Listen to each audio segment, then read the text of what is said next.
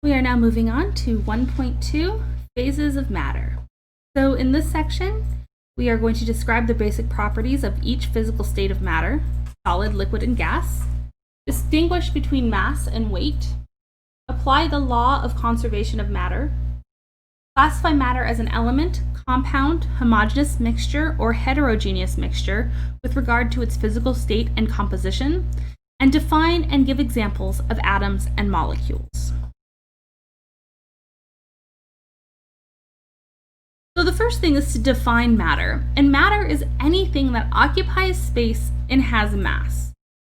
Everything around us is made of matter. Matter is just stuff. And since chemistry is the study of matter, we can confidently say that everything around us is made of chemicals. Okay, so gases are also matter. So air is matter. It does actually have mass. It takes up space. A balloon wouldn't inflate if gas was not matter, if gas didn't have mass. So we have three states of matter. The most common, we have solid. So solids are rigid and they have a definite shape. And then we have liquid, and liquids have a definite volume. So solids have a definite volume and definite shape. Okay, so they take up a given amount of space and they have a given shape as well. Now, liquids have a definite volume also. They take up a certain amount of space, but they also, instead of having a definite shape, they take the shape of their container. For instance, if you put water in a bottle, it takes the shape of the bottle. However, it doesn't automatically fill up the bottle, right? Because it has a given, a definite volume to it. If you don't have enough water to fill up your bottle, it's not going to go to the top. And then we have gases. And gases do not have a definite volume, nor do they have a definite shape. So they're going to take both the shape and volume of their containers. So if you have a quote-unquote empty bottle, it's full of air. And those air molecules have taken the shape of the bottle and they move around to take up all of the space in that bottle.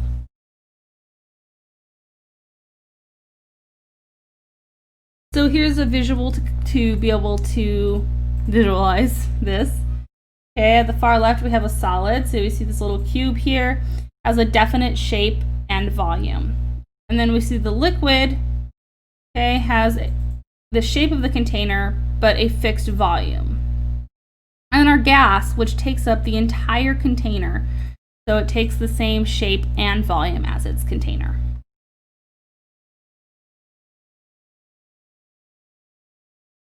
There is a fourth state of matter, and this is called plasma. Okay, so plasma is a gaseous state of matter with charged particles. So it has very unique properties different from gases. Okay, so very high temperature environments. Naturally, the stars and lightning are examples of plasma. But there are some man-made plasma screen televisions, for instance. My parents just got rid of their plasma screen. They're like next to impossible to kill. It was like 10 years old, and I finally got them to get like a nice 4K TV that actually has a nicer picture, but nonetheless. There's also some analytical instruments. There's liquid chromatography or inductively coupled plasma chromatography. So plasma can be helpful as well. We're not going to talk too much about it. But here's an example of plasma, a plasma torch being used to cut metal.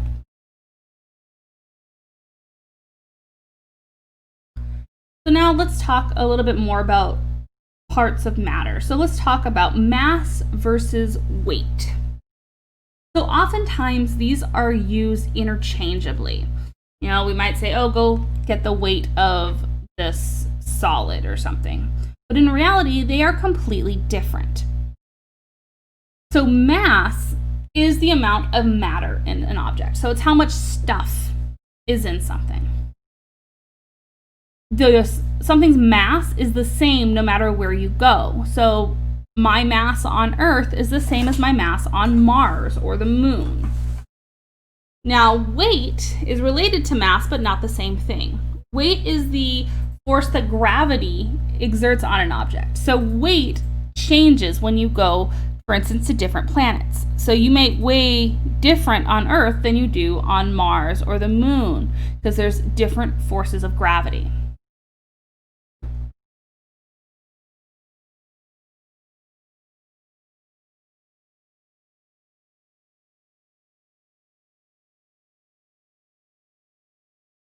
Now, this brings us to some more things about matter, a law that we're going to talk about, the law of conservation of matter.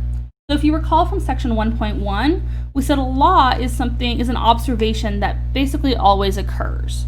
That's been observed over and over and over again, where we can confidently say this is what happens.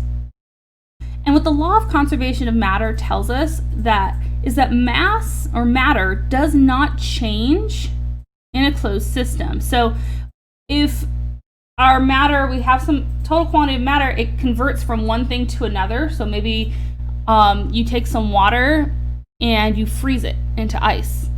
Its mass will not change. The actual amount of a substance does not change. And this is true for both chemical and physical changes, and we'll talk more about what those are a little later. So for those of you that are 21, making beer is a great example. So you have, I like how they call it pre-beer and sugar. But the ingredients water, yeast, grains, malt, hops, sugar are combined and made into beer, which is a combination of water, alcohol, carbonation, and flavoring substances. And there's no loss of substance. The mass stays the same. The only thing that changed is what those substances are, but the actual masses do not change. Lead acid car battery is another example. The parts of the battery are changed over to lead sulfate and water, but again, no actual change in the amount of matter.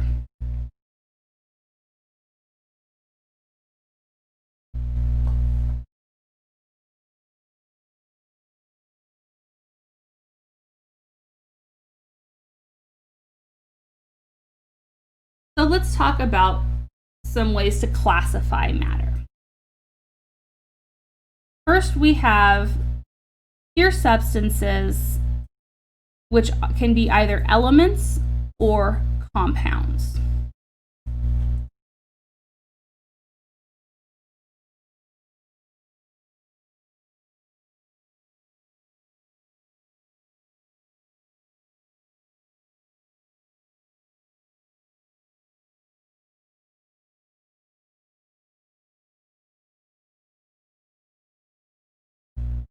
So pure substances have a constant composition, and you can't take them apart by physical means. So you can't go and filter them out. You have to use a chemical reaction to break them apart, and then they become something else.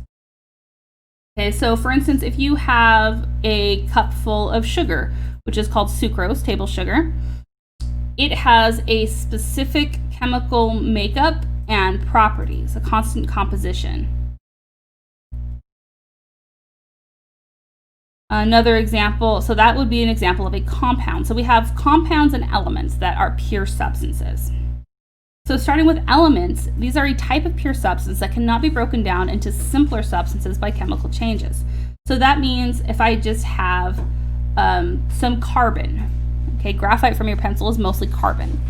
I cannot break it down into any other compound, any other chemicals or atoms or anything. It's just the element of carbon.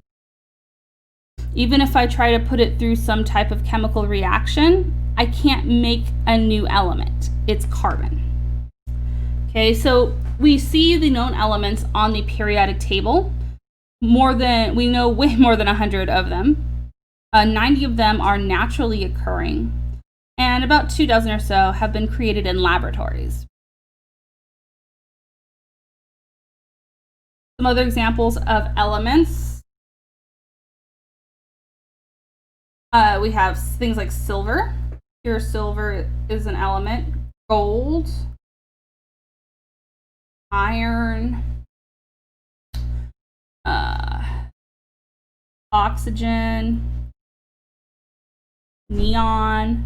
Okay, these are all examples of elements.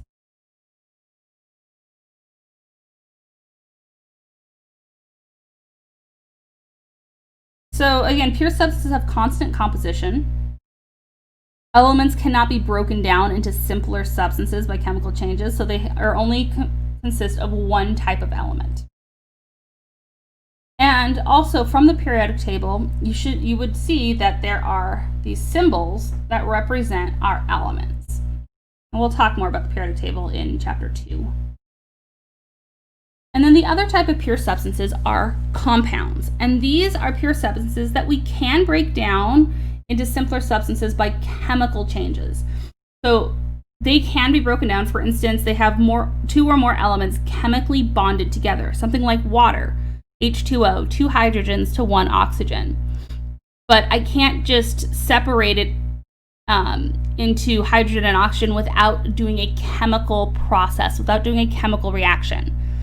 So I can't just take water and put it through a filter and separate hydrogen and oxygen physically. It doesn't work like that. Okay, so also the properties of a compound can be very, very different from the properties of the elements that make up that compound. So water is very different than hydrogen gas or oxygen gas.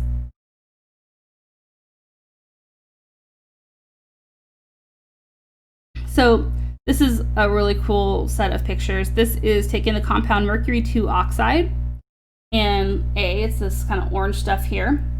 And then you add some heat and you decompose it. So you're breaking it up into liquid mercury. That's kind of these droplets that you see. And oxygen gas. There's some really cool videos of this online on YouTube that you can look up if you're interested to see it happen.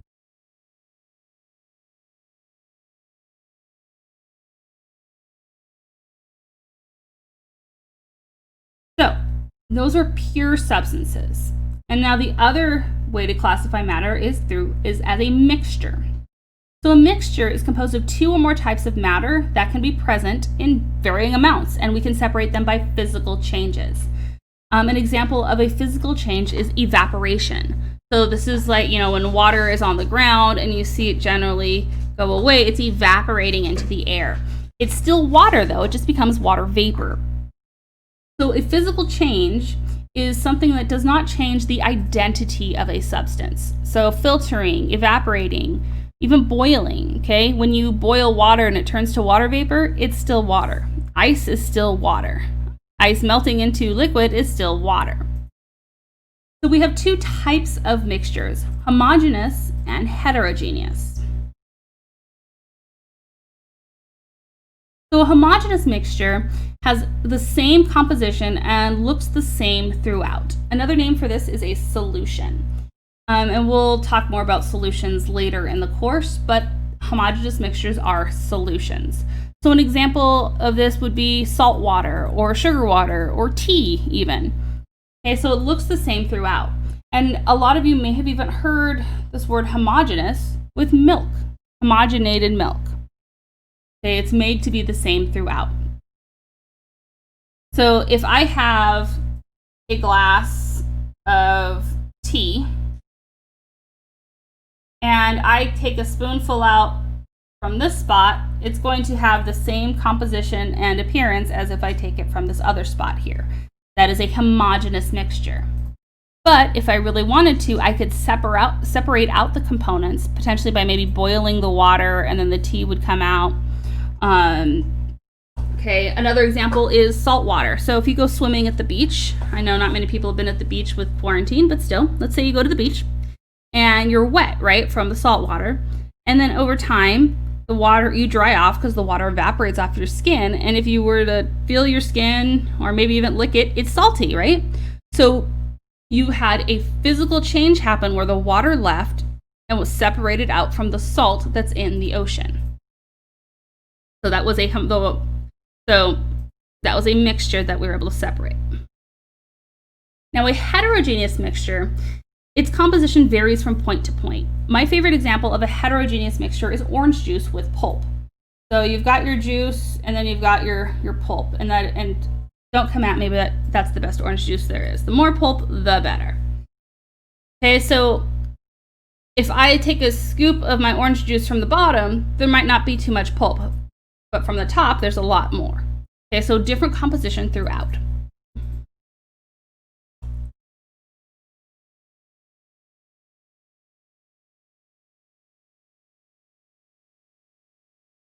So here's some other examples of heterogeneous and homogeneous mixtures. Oil and vinegar salad dressing is a heterogeneous mixture. When you look at it, you've got the oil and vinegar that don't mix up. Sometimes you've got some herbs and spices in there too to add some extra flavoring, but you can separate it out if you wanted to.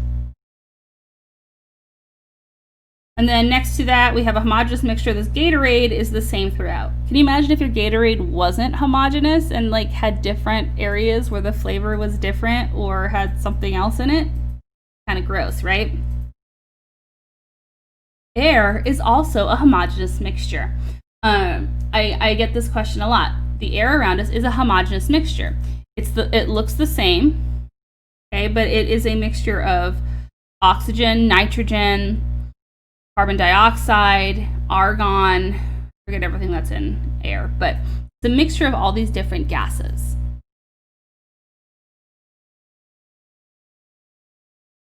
So your book gives you a really nice flow chart for matter and how to classify it. So the first question is, does it have constant properties and composition? If yes, then you have a pure substance. Can we simplify it chemically? If yes, you have a compound. If no, you have an element. If your initial question on matter, it does not have constant properties and composition, you have a mixture. If it's uniform, it's homogeneous. If it's not, it's heterogeneous. So pretty much all matter can actually be classified in these 4 categories. Another example actually of a homogeneous mixture that not everyone thinks about are, you can have metals that are mixtures. So for instance, brass. Okay, I forget what all is in brass. It's copper and tin, I forget.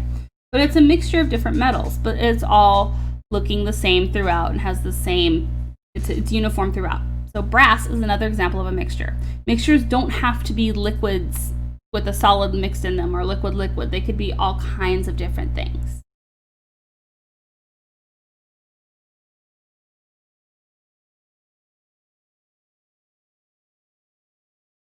And so now let's talk a little bit more about, we're going to expand on the element side of things and compounds and talk about atoms and molecules. So the atom is the smallest particle of an element that has the properties of the element and can enter into chemical combination. So it's pretty incredible that this was first proposed in the 5th century BCE by Greek philosophers Democritus and Leucippus. Let's see, historian boyfriend. How do you say that name? Leucippus and Democritus. Did I do that right? Okay. Leucippus and Democritus. Yay, historians. So 5th century BCE, and then we already had the idea of atoms. And they were called, and we get the name atom from the Greek word atomos, meaning indivisible. So if I took an atom of gold, for instance, and I tried to cut it in half, it would no longer be gold. Okay, so the atom still has the properties of whatever the element it is. So the way to kind of imagine getting down to an atom is you take an element, take a block of gold, and you cut it in half, and then half again, and again, and again, and again, and again, and again, and again, until you finally get to this tiny, tiny piece of gold that you can't cut any further. So when we get to the 19th century, we get to John Dalton and his atomic theory, which we will talk about later. But he was able to support this hypothesis of atom by doing some actual measurements.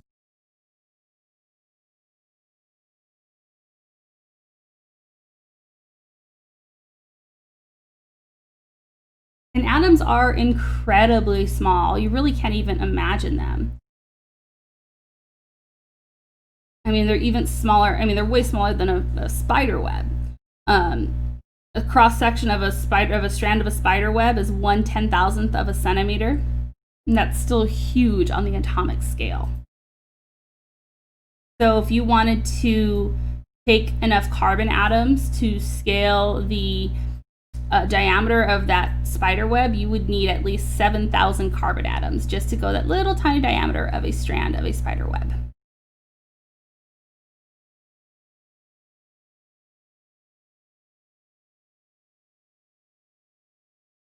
Now, atoms are also very, very light. 1 billion lead atoms, 1 billion, weigh 3 times 10 to the negative 13th power grams. You still can't even weigh that, and that's 1 billion atoms. So we'll talk about ways to weigh them in chapter 2. Now, atoms generally can combine to form molecules. So a molecule consists of 2 or more atoms connected by strong forces known as chemical bonds. Okay, there are only a few elements that really don't form chemical bonds to form molecules, and these are our noble gases. We'll talk more about them in the periodic table later, but these are things like helium, neon, and argon. These are very stable gases that really don't want to combine with any other element. But these molecules can have different compositions depending on how they're bonded, the type of bond, and what they're bonded with. And molecules move around as a unit. Okay, so your book compares a molecule to like the cans in a 6-pack of soda, or keys on a key ring. They move together. Molecules can have identical atoms, or they can have different atoms that are connected. So for instance, hydrogen and oxygen can form H2 and O2. These are still molecules. They are still more than one atom bonded together. Water is a molecule, H2O, atoms bonded together.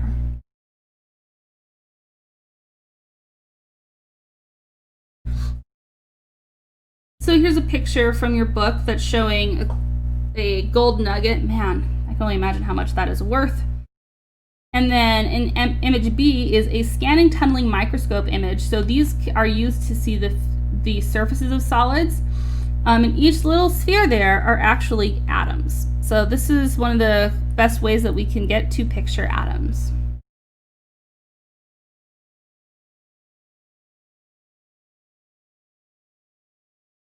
And then this next figure here shows us going closer and closer to some cotton. So A is just the cotton itself. B, now we see a single fiber under a microscope. C, now we're looking at the fiber with an electron microscope, so much, much higher magnification. And then D and E, we're looking at atomic models of the fiber. So the different colored spheres represent different elements. In general, red is oxygen, white is hydrogen, and black is carbon.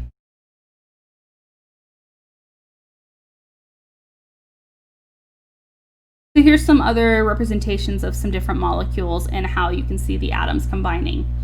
Sulfur, phosphorus, sulfur S8, phosphorus P4. So you see all these different combinations of atoms to create these different types of molecules.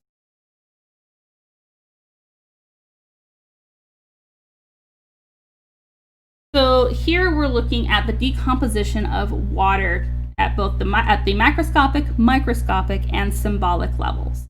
So in order to separate water, one process called electrolysis can be used. So this is basically putting electricity through the water, and it separates it into hydrogen and oxygen.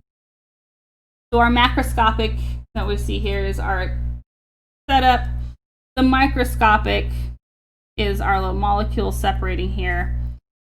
Okay, and then our symbolic are our actual symbols, H2O separating into H2 and O2.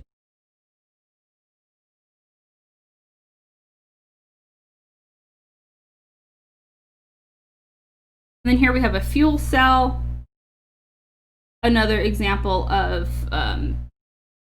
separating molecules. All right, so it takes hydrogen and oxygen and produces only water as a waste product. So there's some fuel cell cars out there. For instance, Toyota has a Toyota Mirai. they've been doing amazing deals on, and too bad there's really not enough places to fill up for a fuel cell vehicle because I would so be buying one. They're fantastic.